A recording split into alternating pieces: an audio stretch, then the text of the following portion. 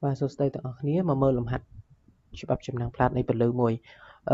គេបាញ់មុំកម្មពន្លឺយើងគឺកម្មចង្ប៉ះ25ដឺក្រេធៀបជាមួយនឹងកញ្ចក់ប្លង់យើងឃើញនៅកញ្ចក់ប្លង់មានពី M1 និង M2 M1 ដេក M2 ឈរអញ្ចឹងពេលដែលបាញ់មកវាក៏ប៉ះជាមួយកញ្ចក់ទី2ហើយផ្លាតឡើងទៅលើអញ្ចឹងមុំគុំរវាងកម្មពន្លឺទាំងពីរនៅក្នុងកញ្ចក់ M នេះគឺបានមុំតាតាគេសួររកមុំតាតាហ្នឹងកលឹះនៅក្នុងលំហាត់ហ្នឹងគឺយើងត្រូវធ្វើការគូសខ្សែកែងសិននៅពេលដែលយើងគូសខ្សែកែងគឺក្នុងគោលបំណងគូសញែករវាងផ្នែកចំណាំងប៉ះនិងចំណាំងផ្លាតនៃពន្លឺរបស់យើងអញ្ចឹងខ្សែកែងហ្នឹងគឺយើងហៅវាញែកជា2ហើយក៏90ដឺក្រេចឹងមកអញ្ចឹងខាងលើក៏អញ្ចឹងយើងគូសឲ្យដល់លើមកចំណែកឯអានេះវិញក៏អញ្ចឹងដែរចំណែកកញ្ចក់ទី2ហ្នឹងក៏ពេលដែលវាបាញ់មកក៏វាបង្កើតបានជាខ្សែកែងដូចគ្នាអញ្ចឹងគ្រូដាក់ពណ៌ផ្សេងអញ្ចឹងយកពណ៌ខៀវចឹង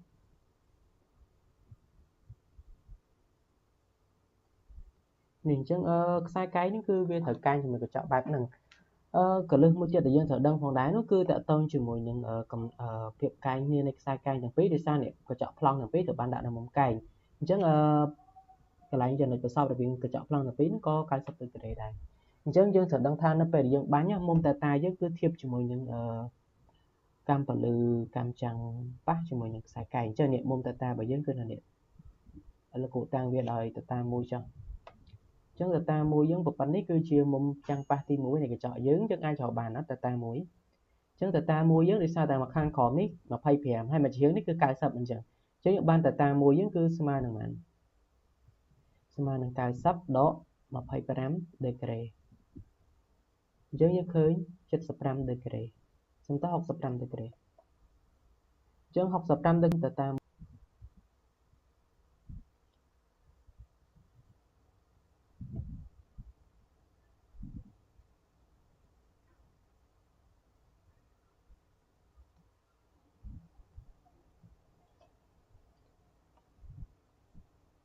បន្តមកទៀតដោយសារតែគេសួររកគឺសួររកនេះមុំតាធំនេះអញ្ចឹងមុំតាមួយយើងដឹងថាមុំចំណាំងប៉ះនៃកញ្ចក់ទី1គឺប៉ុណ្ណឹងដូច្នេះយើងអាចទាញបានថាតាមច្បាប់ចំណាំងផ្លាតគឺបើប៉ះប្រមាណណាផ្លាតក៏ប៉ុណ្ណឹងដែរអញ្ចឹងមុំចំណាំងផ្លាតនៃកញ្ចក់ M1 គឺតា2នេះក៏ស្មើនឹងតាមួយដែរ65ដឺក្រេដូចគ្នាបាទអញ្ចឹងនៅពេលយើងមើលតា2ស្មើ65ដឺក្រេអ្វីដែលយើងត្រូវដឹងបន្តគឺពេលដែលវាចាំងប៉ះចូលទៅកាន់កញ្ចក់ M2 នេះតើវាមានតម្លៃប្រមាណដឺក្រេយើងដឹងថានៅពេលដែលបាញ់ចូលបែបនេះយើងនឹងឃើញមុំនេះគឺមុំថ្មីមិនមែនតា2ទៀតទេអញ្ចឹងហើយយើងត្រូវនឹកដល់ផបុកមុំក្នុងត្រកោណកែងដែលលោកគ្រូតាំងវាដោយតា3មកចំណុចនេះនេះតា3ហើយនេះ90ដឺក្រេអញ្ចឹងយើងអាចសរសេរថាតាមផបុកមុំក្នុងត្រកោណកែងគឺ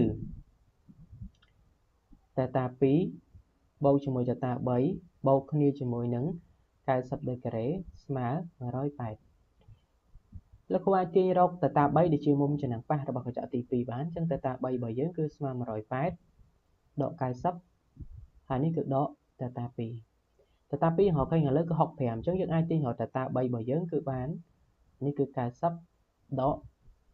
65ដឺក្រេអញ្ចឹងឃើញតម្លៃ25ដឺក្រេគឺជាមុំតា3បន្តទៀតគឺយើងគិតទៅលើ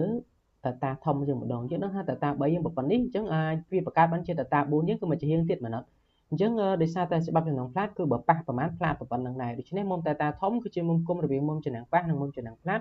យើងអាចសរសេរថាម៉េចទៅចឹងអាចសរសេរថាតាធំនេះវាស្មើនឹង2ដងនៃតា3បានទេអញ្ចឹងតា3ប៉ុន្មានដឺក្រេមួយជារៀងទៀតប៉ុណ្ណឹងដឺក្រេដែរអញ្ចឹងមកសរុបទាំងអស់គឺ2គុណនឹង25គឺ50ដឺក្រេបាទអញ្ចឹងលំហាត់ប្រភេទហ្នឹងគឺយើងត្រូវវិភាគម្ដងម្ដងបែបហ្នឹងទៅចេញចម្លើយណាអញ្ចឹងហើយបើសិនជាយើងអត់សូវយល់ពីទ្រឹស្ដីឬក៏អត់សូវយល់ពីអ្វីដែលជាបាតុភូតរបស់វាគឺអាចនឹងពិបាកនិយាយគ្នាបន្តិចเนาะអញ្ចឹង